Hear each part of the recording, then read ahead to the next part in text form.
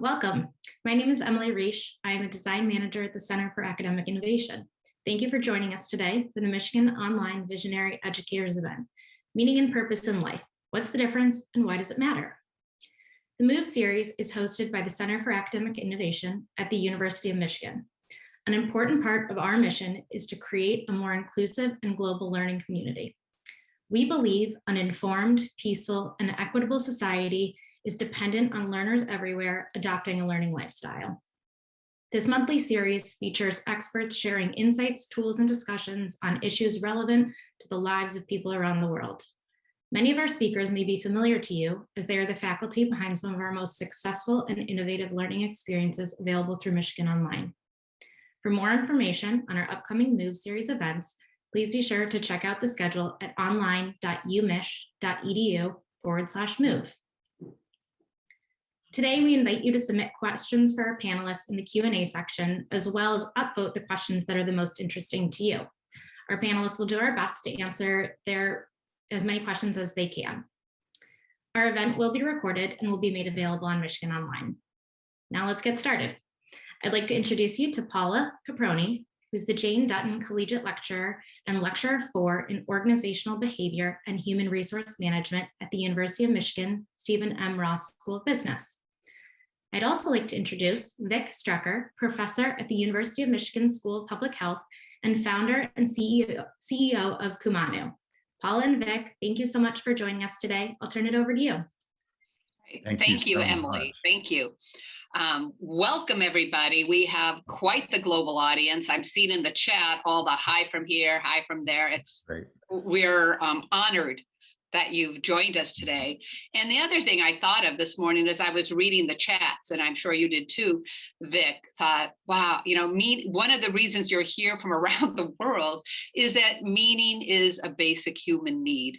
And it is universal. And so we hope that much of what we say today is relevant to every person. Mm-hmm. And one thing we did was Trevor and Emily were kind enough to send us those questions. They asked if you had any questions. So they sent us this Excel document with, I think it was over 100 questions that people sent in. And so what we did is we went through them and tried to categorize them.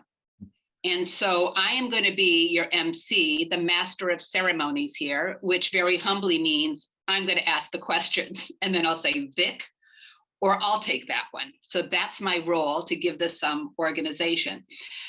So that's how we're going to run this is I'm going to put out a question. I'll turn to Vic, or I'll answer it and then turn to Vic. But for you, feel free to ask questions as well, in the, there's a Q&A or the chat. We may not get to all your questions, as you can imagine. There were over 3,000 people who signed up for this, but we're going to try to get to some of them. All right, we're good to go? Here we go. Oh, one more thing I will say, Vic, just as by introduction, Vic, the way I describe your work is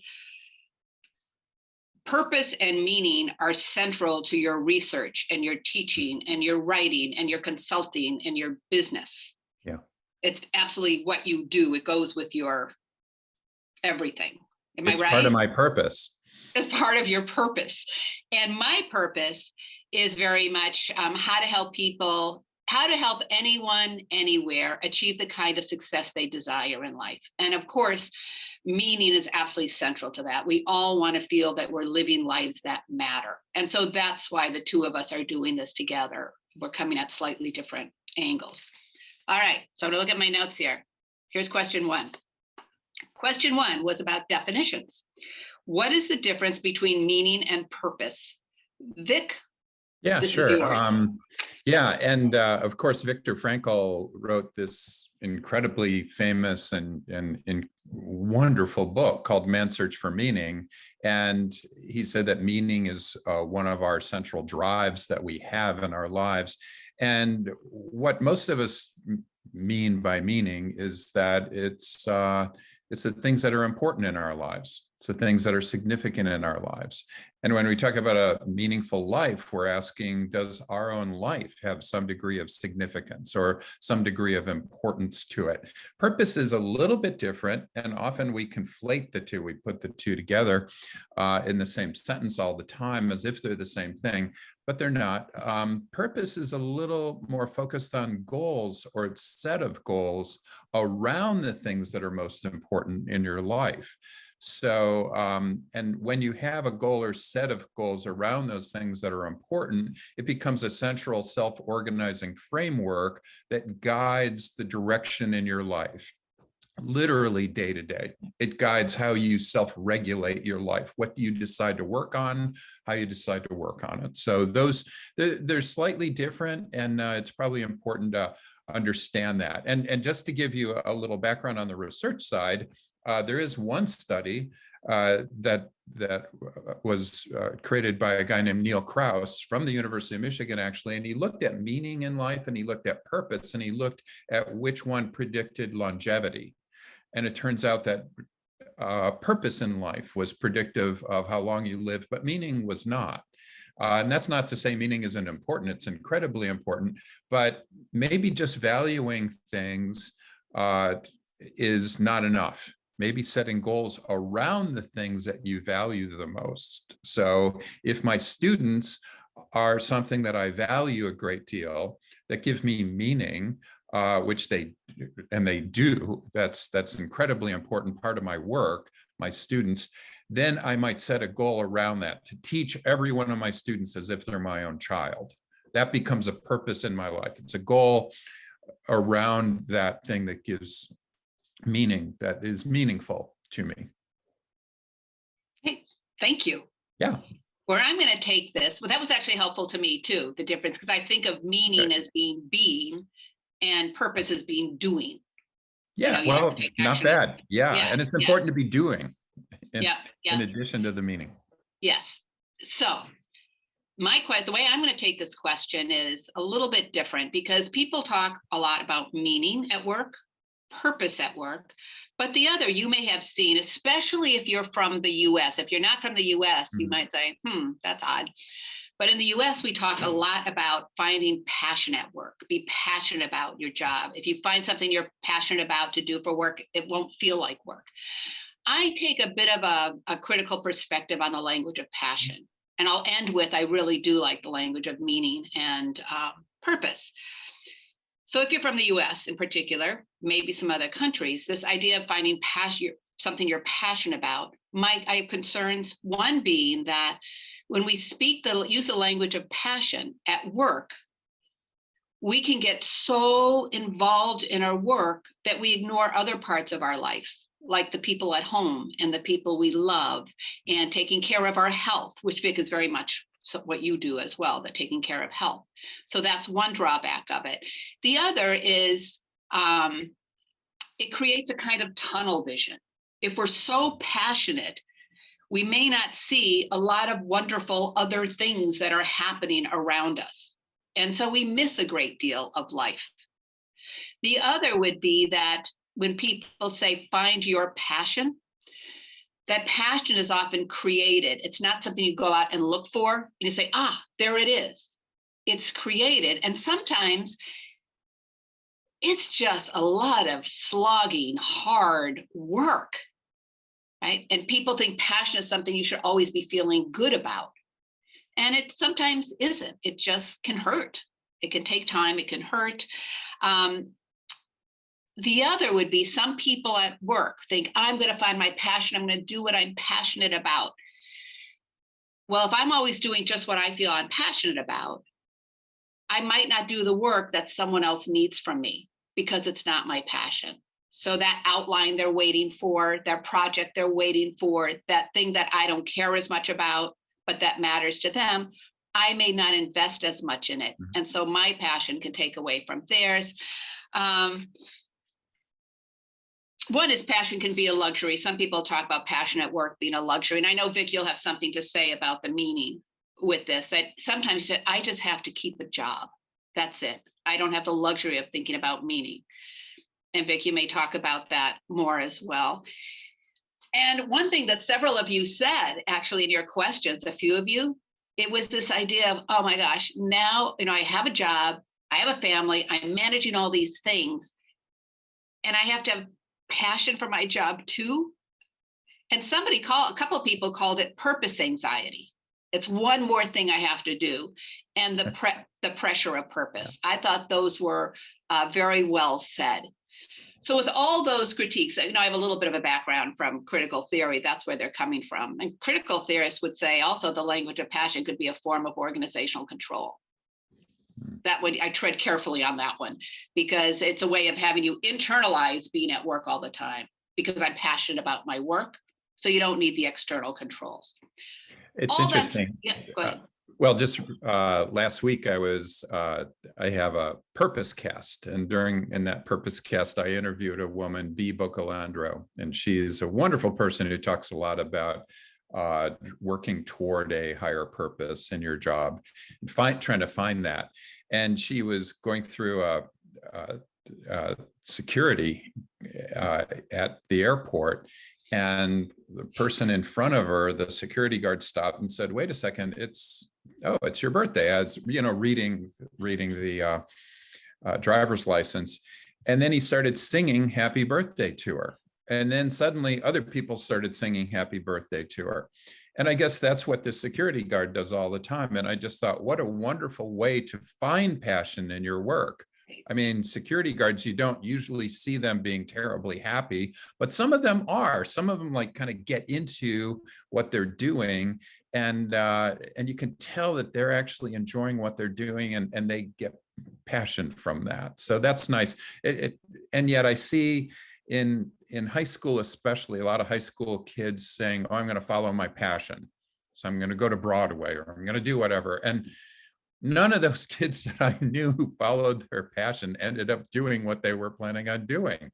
And it, like you said, Paula, it is often hard work, but gradually that hard work then pays off, and you can become passionate because you've gained some skills, you've mastered some things. You see that with physicians, for example. Yeah, and I think that's a thing. People think of passion as just something lovely and beautiful, and it just is, without realizing that it's the result of a lot of hard work often. Yeah. And that's what and so that's it. And so I'm going to end my little piece here, and I'll go to the next question, is that one of the reasons I like the language of meaning and purpose rather than passion. And people who use the word language of passion, I know several people, it's very well intentioned. Mm-hmm. And what I think they're talking about is meaning and purpose. Yeah. And not really thinking about the downsides of the language of passion. Mm-hmm. But I like meaning and purpose because it's not over the top. It's realistic. It says, this is how life is. We don't always, even when we're in love, we're not always passionate, but we are in love, mm-hmm. right? And so it's sustainable because of that. Passion may not be sustainable. All right. Anything else, Vic, or shall I go on to question? Oh, no, that's great. That's great. All right. Question number 2.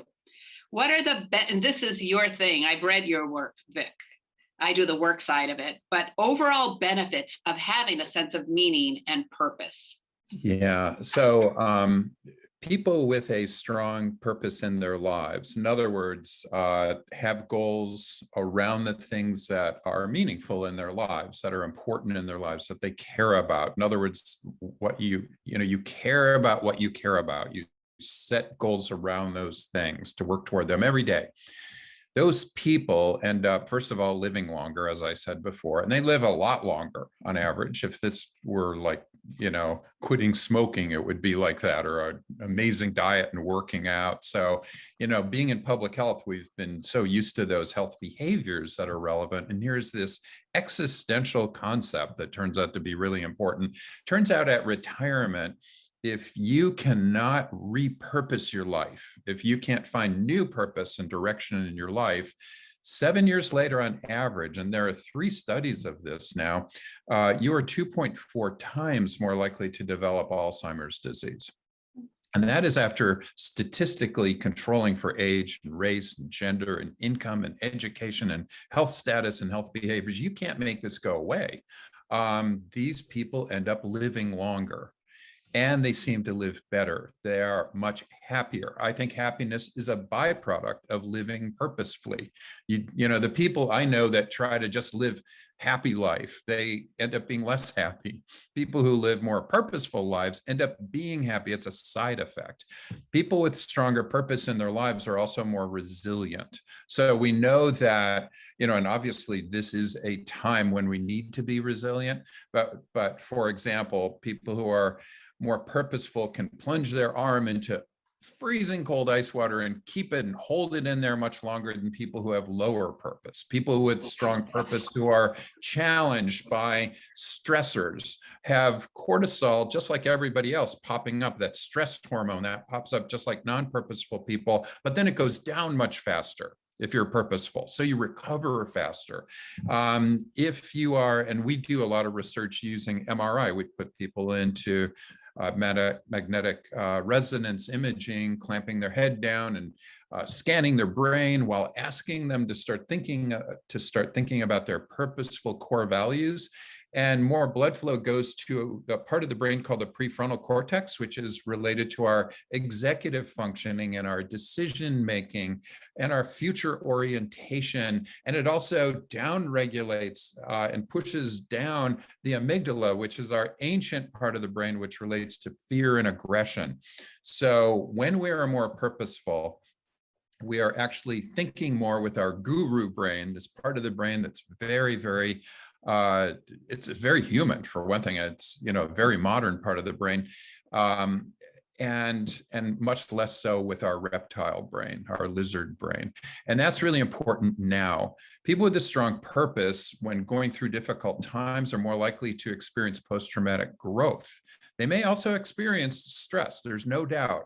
But at the same time, they find meaning, they find purpose, they find growth, they find strengths they didn't know they had. So all of these things, we also know even physiologically, people who have a very transcending purpose in their lives express more antibodies, which is a good thing in a pandemic, by the way. More type 1 interferon, again, a good thing in a pandemic, less pro-inflammatory cells. And we know that, you know, these pro-inflammatory cells can cause this, what's called a cytokine storm, which takes you to the hospital, and, you know, in the case of COVID. So I'm not saying that having a purpose protects you from COVID. We don't know that, but boy, a lot of signs point in that direction.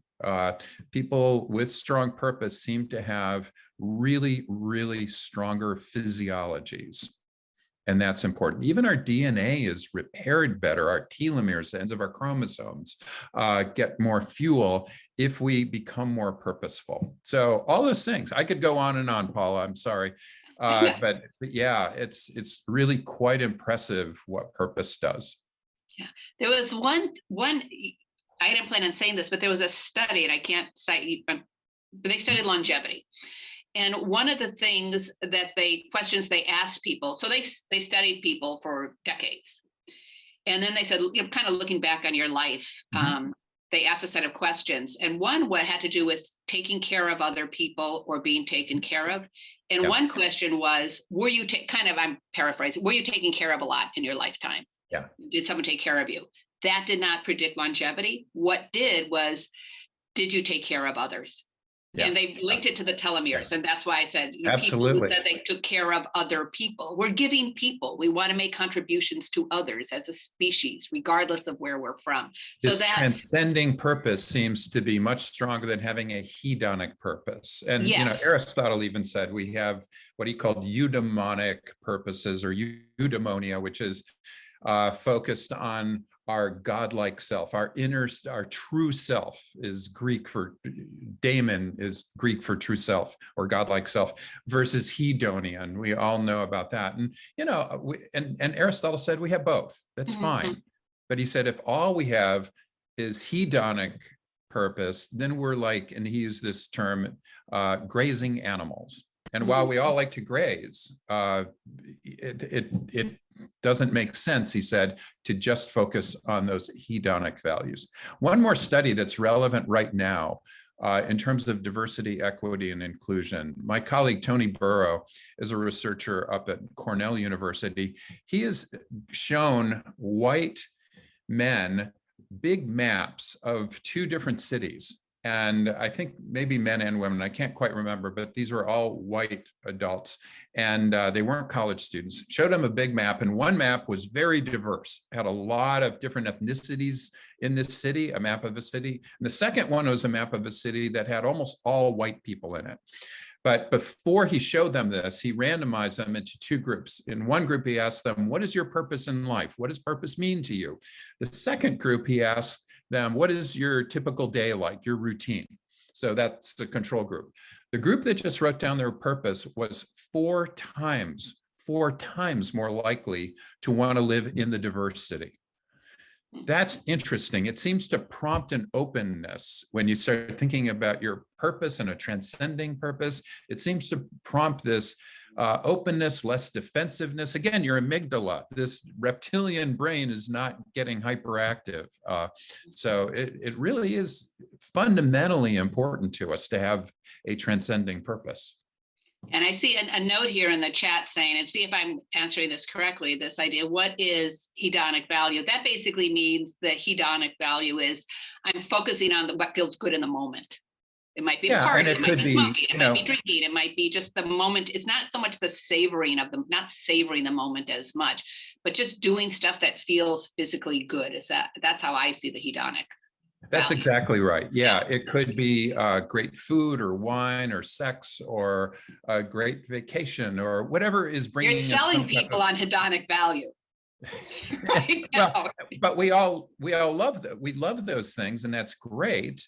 But if that's all we love, then we are like grazing animals. So if we start thinking about compassion, empathy, love, community, things bigger than ourselves, even companies who think more about, that transcend revenue only and shareholder value, who go beyond that and say, we're part of a community. We have our employees to think about. We have our clients, our customers to think about.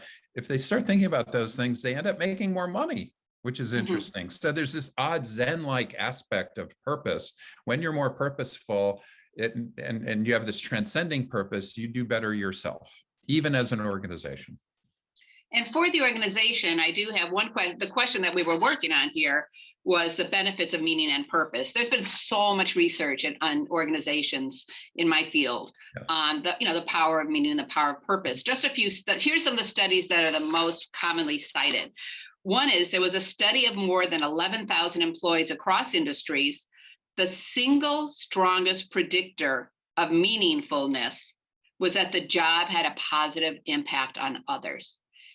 And so one thing I'll always ask students, and in fact, I have 2 daughters, and one says she remembers me saying, when you think about your job, think about what is your contribution through your work. What is your contribution through your work? And I'll always say that to students, think about contribution as much as you think about career. Another study that's been talked about a lot, it was done in the Alumni Relations Office, where they ask for money. You graduate from a college. I don't know about other countries. In the US, you graduate, you get mail, you get phone calls, usually around the holidays, saying, can you send us money? Can you send us money? And you feel a sense of, good obligation to give back. Most people do. But so in this office of donor relations, what they did was they divided them into 2 groups.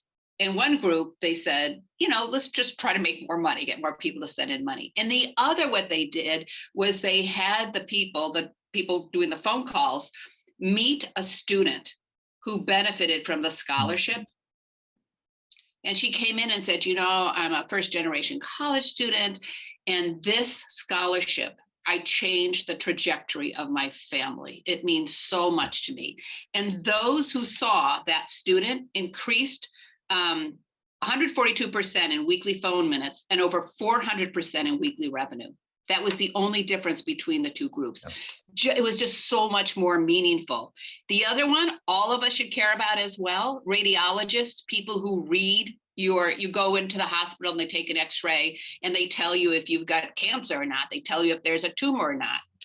Okay, here we go. When radiologists saw a patient's photo included in an X-ray file, they wrote 29% longer reports and made 46% more accurate diagnoses. Yeah. Does meaning matter? Yes. I mean, to me, we all would hope, everybody, please, all radiologists, see my face, see who I am. It makes it more intimate, more purposeful. And so I would say, another real benefit of meaning and purpose, knowing that we say them different, that I personally find, when you think about careers, I have not had, even though I'm here as an academic, and it looks like Vic and I are kind of similar in our jobs, we're not. He's a senior tenured professor. I am a lecturer. I chose that path. I started off on the tenure track. And one of the things some family, I'll talk about it maybe later, after my second child was born, I thought, I don't enjoy the research. Vic loves it. I don't enjoy it. And I really enjoy the teaching. And I wanted to have more flexibility. So I negotiated to go on the non-tenure track as a lecturer. Been doing that. My daughter's 27 now, 129, 27. And it's been an amazing, amazing career. It was the right one for me. If I had stuck to the job, the tenure job, and didn't think more broadly, what contributions do I want to make and how can I make them? It was through teaching. I didn't need tenure track to do that. Mm-hmm. So one of the benefits of meaning and of purpose is it opens up your job possibilities. You're not stuck on one path. Yeah. And to me, that's golden. All right. Let me see here, Vic. Next question. And I love those studies you cited. Adam Grant's study. A lot of them are from Adam Grant. Good. Donors, wonderful. And his book, Give and Take, talks a lot about these studies. If you're interested in a really, really good book about transcending purpose, his book, Give and Take, it nails it. Yeah. So now we're going to get practical. We're going to get more practical here. I'm looking at the time as well. And I'm not able to do this and look at the chat, but every time I look at the job crafting, I'm going there. This chat is amazing. I've been looking at it too. It's amazing. So great, but we can't do both. But I'm going to ask for a copy of the chat later. So, all right. So how do I create more meaning and purpose in my work? Mm-hmm. Here's the question, what advice would you give to help people create more meaning and purpose in their work? How can I integrate my purpose in my everyday life? I'll start with Vic, but then I would do the job crafting is what I would say. But Vic? Yeah. Well, for me, in finding purpose in general in your life or finding purpose in your work, you start by asking yourself, what matters most to me? And so many people are just asking, I can't get over the hump. Do I have to meditate in a cave in northern India for 6 months? No, you don't. I mean, although that's a super cool thing to do, by the way, but you don't need to do that. It doesn't have to somehow be revealed to you like some holy grail.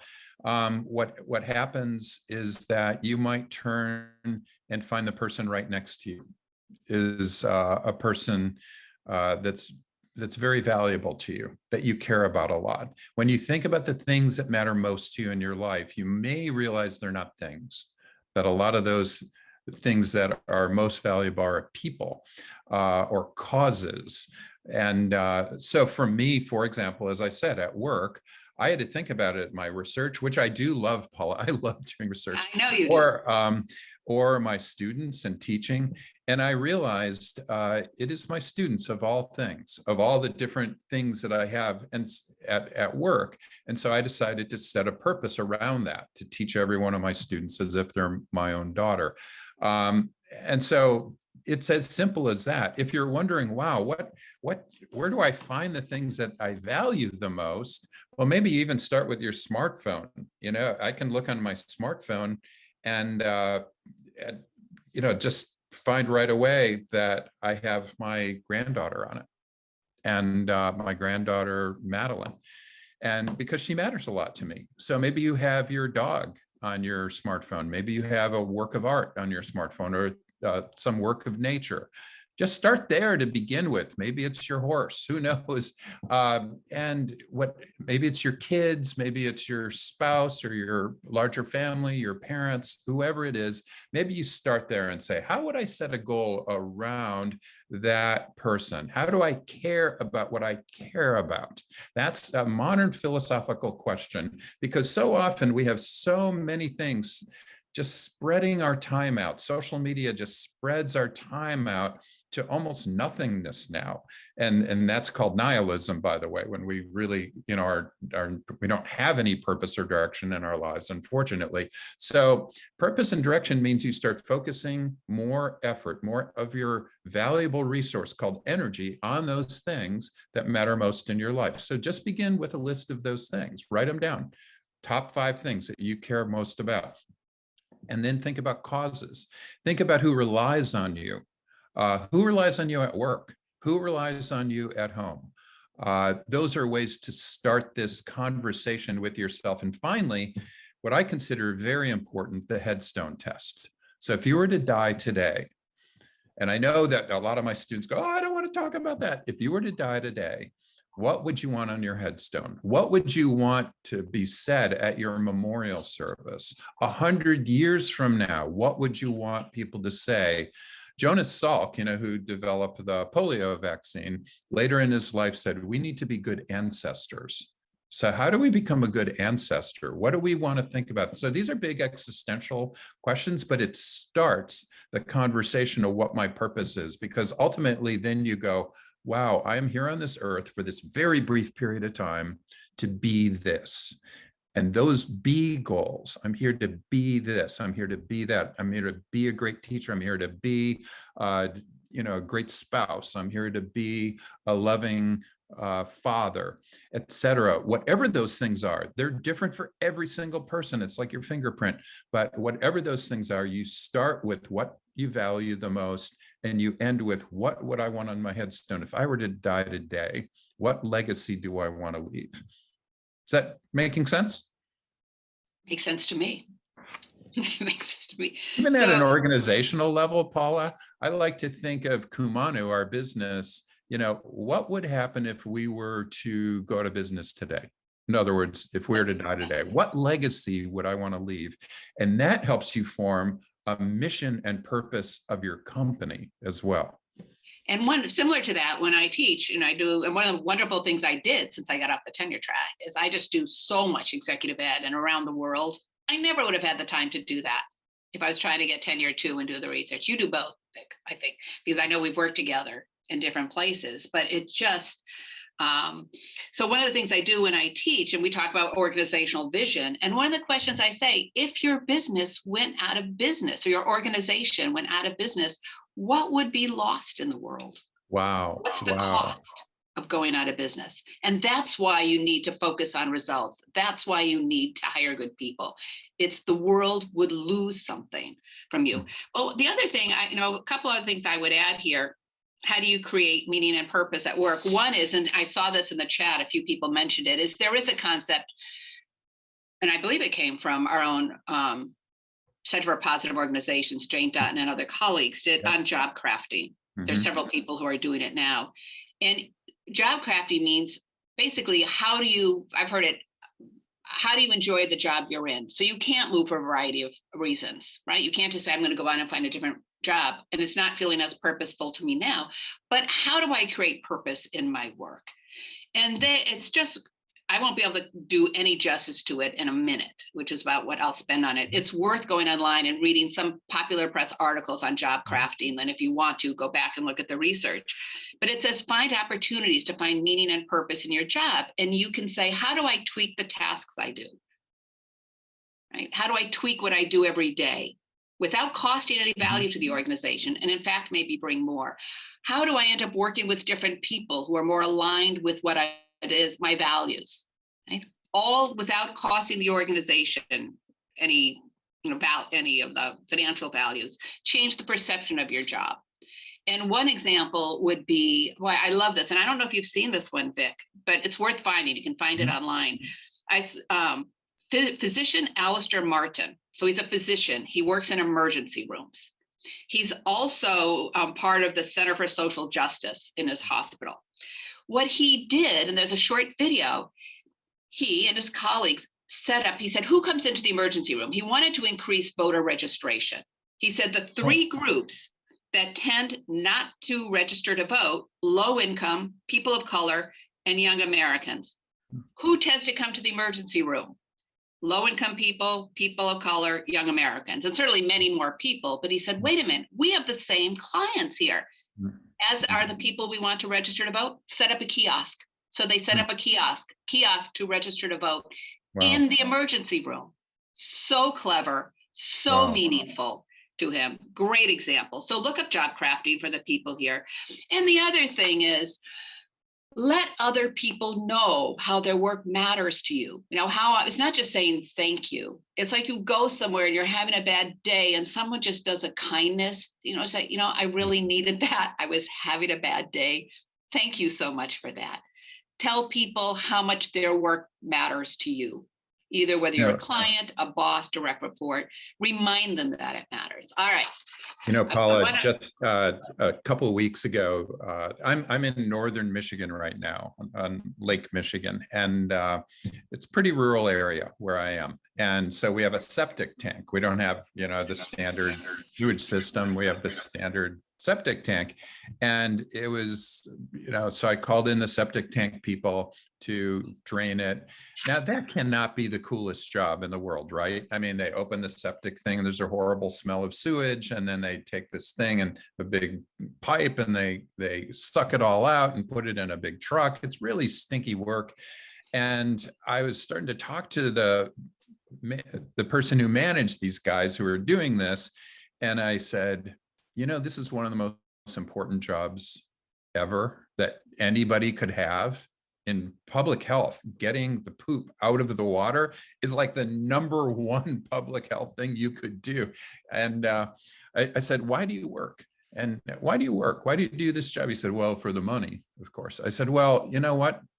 Beyond the money is the fact that you are doing public health work. You're doing amazingly important work. And there was almost like this light in his brain that turned on. It was really interesting. It was like, wow. And by the end of the conversation, he handed me his business card. He said, I'd love to get together sometime. And I just thought, wow, this works.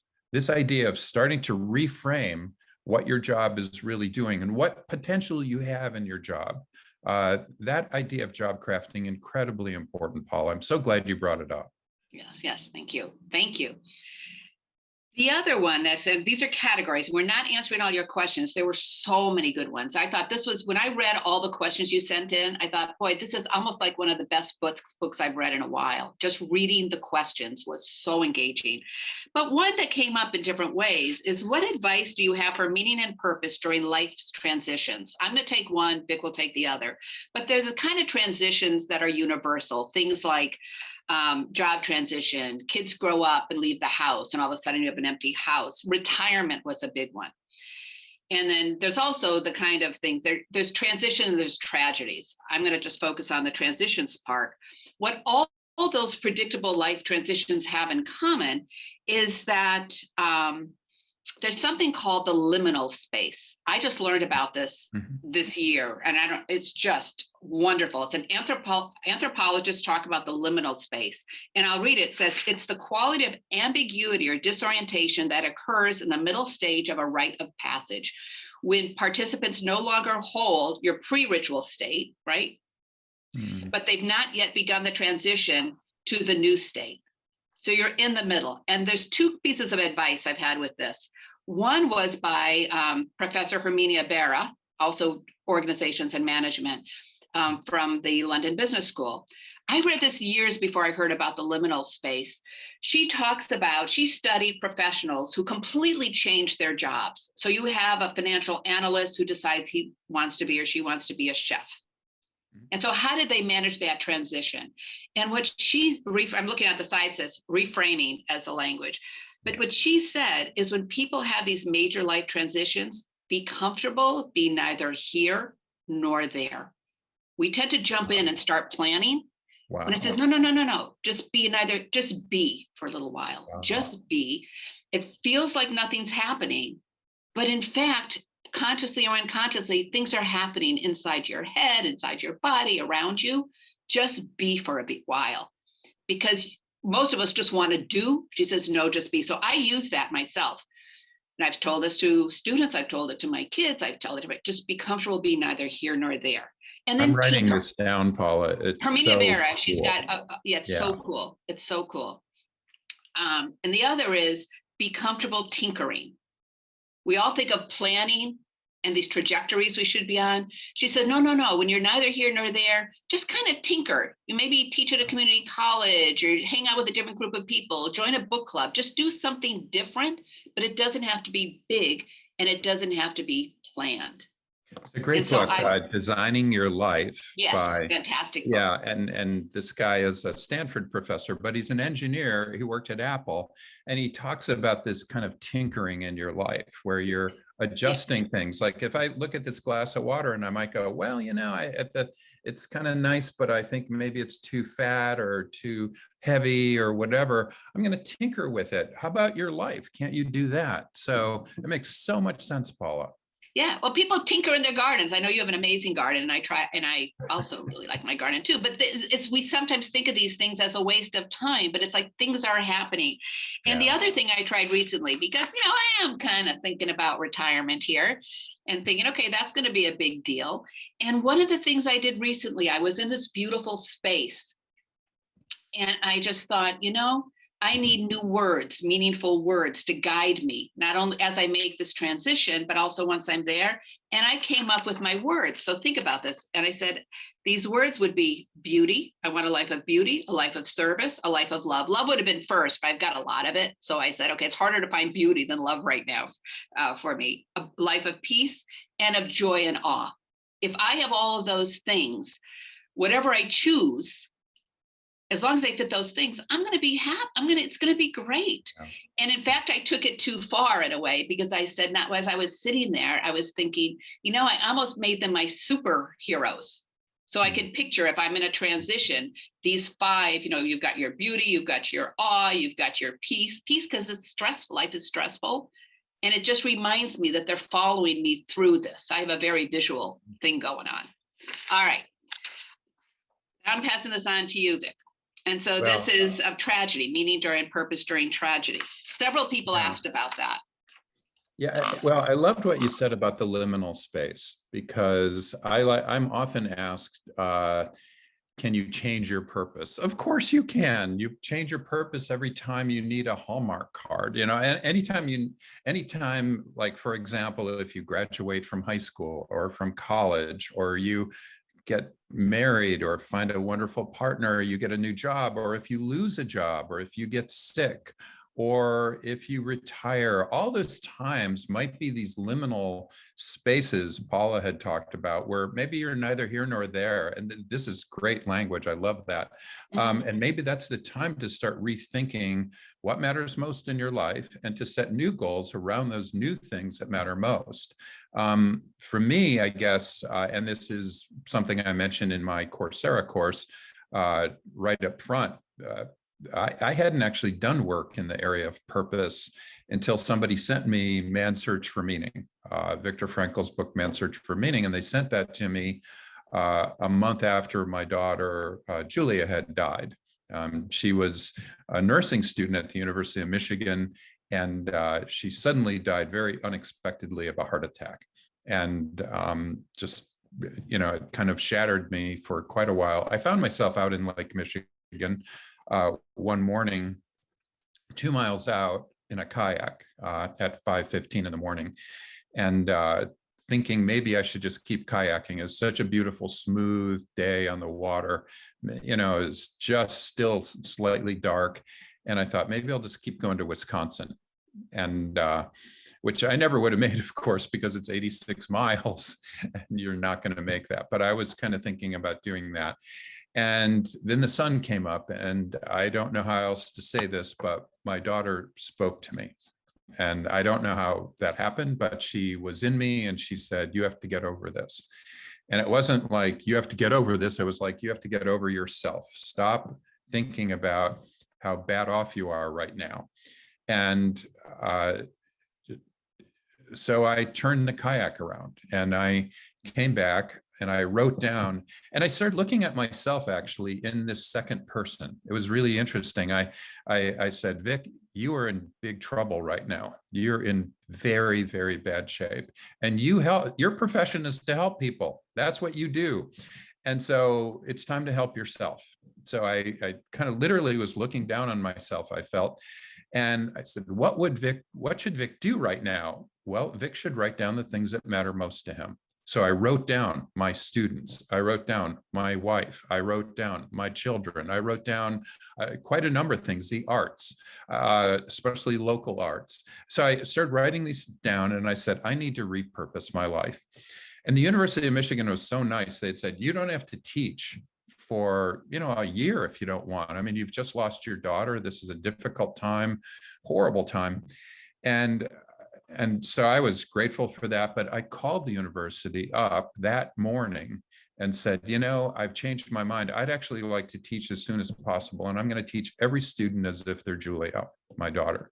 And that completely changed my life.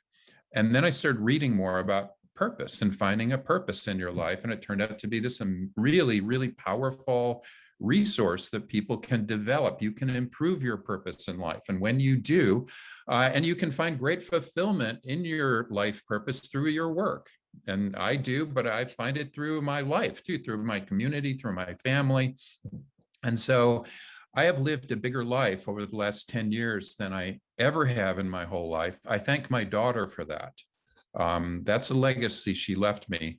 And that day I was out on the water, I'm getting a little choked up about it, was Father's Day. And that was her gift to me. I get choked up every time I hear this story, I have to say. And I've always remembered the link you've made between when you've said to teach every student as though they were my daughter. It's like how to well, my students would say I don't always do that, for one thing, because having a purpose is aspirational. It doesn't mean you're always going to do it. But what it does mean is that you try to garner the resources to give yourself the energy to do that. So you try to sleep better, you meditate, you do the things that it takes in order to have that energy. And those are public health things. So I thought this is a public health endeavor. Yeah. And I'm going to, this is, right now, we're just running out of time and I want to get a couple of questions if we can. But one thing I remember reading that you said, I don't remember where, but if purpose was a pill, we'd all take it. Yeah. We'd all take it. And so that's. And it's free. And it's free. It's free. So let me look here.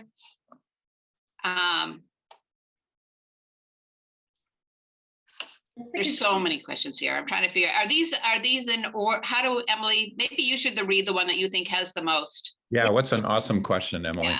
There are a million of them. What do you call it? They're kind of, people click on the questions to say, this one rises to the top. What do you have? Yeah, what about, someone asked about resources, or what are your insights and thoughts on purpose for teenagers, young adults? It's good. Yeah.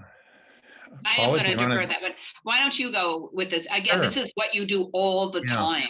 I think it's incredibly important for teenagers and young adults to be thinking purposefully, but also to realize, Nietzsche talked about this in Thus Spoke Zarathustra. He said, he had this wonderful metaphor that started with a camel and it said the camel puts everything on his shoulders, everything on his back. In other words, educate me. And not just through classes, not just through listening to Paula and me, but going out in the world and learning how real people live, learning about love and pain and sorrow and joy, all the things that people in different countries have, and just learning about the world. I think that's why I think gap years are so important. But anyway, so this camel goes out in this metaphor, and once the camel is fully laden, fully educated, the camel metamorphosizes into a lion. The lion goes into the wilderness, seeks out this dragon, and on the dragon's scale, on every scale of the dragon, are two words: thou shalt. In other words, it's every organization, it's your parents' resume they wrote for you. It's everything, all the pressures of everybody, your community, everybody telling you what to do. And the lion slays the dragon. The lion basically says, I am my own person now. I'm fully educated. I can make my own purpose. I have to follow my own inner daemon, my own true self. And once that happened, once the lion slays the dragon, the lion metamorphosizes one last time into a child who's innocent. And you just think, his book was Thus Spoke Zarathustra. If you ever saw the movie 2001 Space Odyssey, the very end, this star child is coming out, this new evolution of human consciousness. And guess what they're playing? Thus Spoke Zarathustra by Strauss. That's what it was all about. That's what I think our teenagers and young people need to be thinking, that they are camels, that they need to educate themselves before they form some firm purpose. Educate yourself so that you have a deeper understanding of the joys and the sorrows of humankind. Yeah, and where I'm trying to translate that into, we've raised children and we're in education. I think of two things that makes me think about. One would be, it reinforces this idea of tinkering. You're tinkering with life when you're young. And some people get focused too early. I've had students come to me and say, I'm in marketing because that's what my parents wanted me to be in. I'm in finance. What do I do? Pair up that resume. Right. Try new things. Tinker. It's a great idea. Tinker.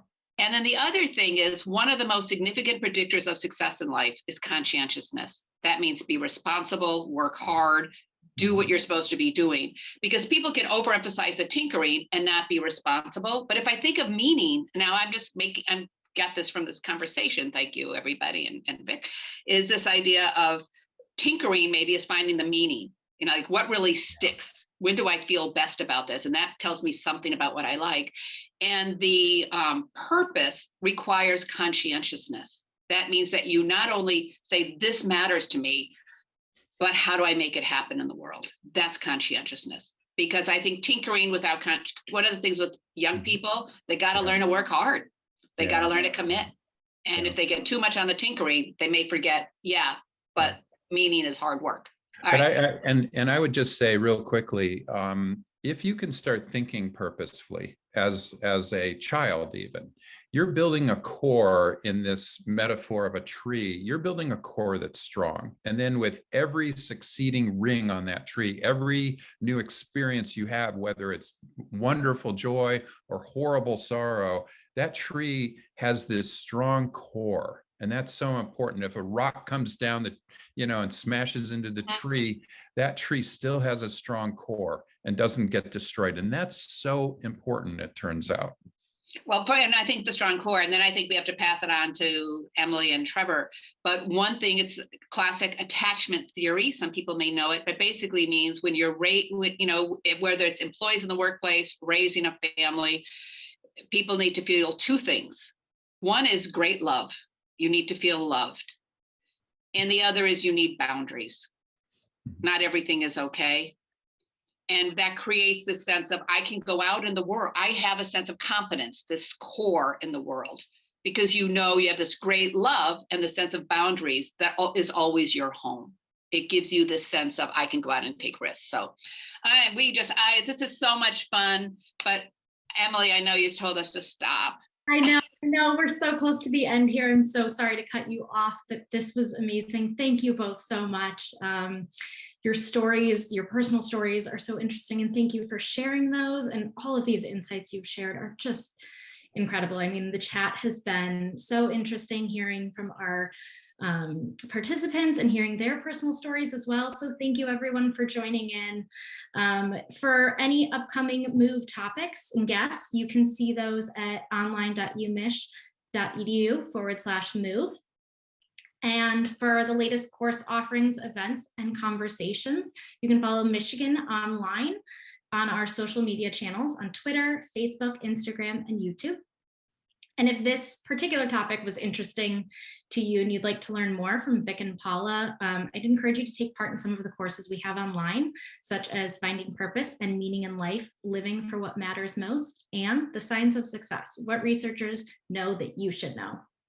Thank you again for joining us and learning with us today. We hope you'll join us for our upcoming MOVE events. Thank you. It was a joy. It really was. Paula, thank you. Emily, thank you so much. Thank you all. Thank you all.